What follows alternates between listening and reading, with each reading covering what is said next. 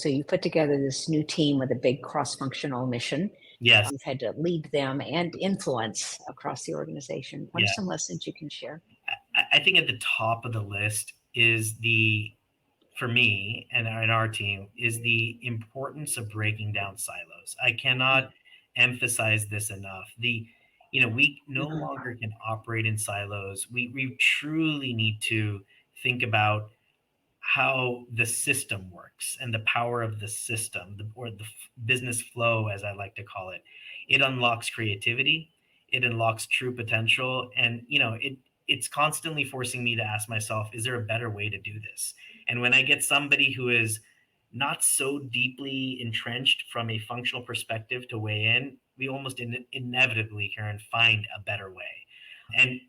And actually also assess true risk a lot better as well. So that's sort of first and foremost. I think it's something that all organizations, really are trying to get better at. And I think candidly, as I mentioned earlier, this is just the need of the hour. We'll see more of this going forward, being fluent in many languages, if you will, business languages versus just one.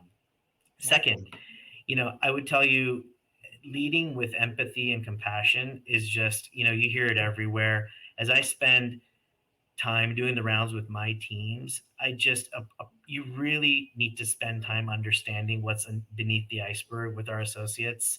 It's that blending of what's happening in folks' personal lives versus, their work lives. It's just got a lot more integrated, and helping really develop an understanding of people's true aspirations is critical. And I think compassionate leadership just needs to be a bigger part of our vernacular. And then finally, the diversity component. My team is a team of teams, and I'm very proud of the diversity on my team that's both visible and non-visible. And the non-visible component, I think, is also equally powerful. It's different mindsets. It's different ways into a problem and out of a problem. And candidly, I feel that the flywheel of our organization turns faster when we start to bring in the diversity of thought and problem solving as well. And that's what highly effective teams, I think, are going to be all about in the future. Yeah.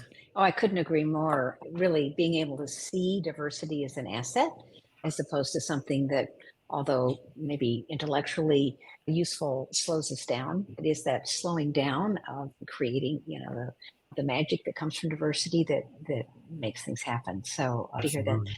I also think on the compassion leadership with compassion standpoint, we've certainly, I think, become more aware over the past few years Yes. of the importance of that, right? We were kind of forced into that moment, but I hear it. I don't hear it all the time. You said we hear this, I hear it. I heard it from the new CEO of Verizon Business, Sam Path, who leads with kindness, right? That's his Yeah. thing. It's just who he is. And I hear it from you, but I don't hear it from everyone. And I think it's really important to highlight it. And thank you for bringing that up today.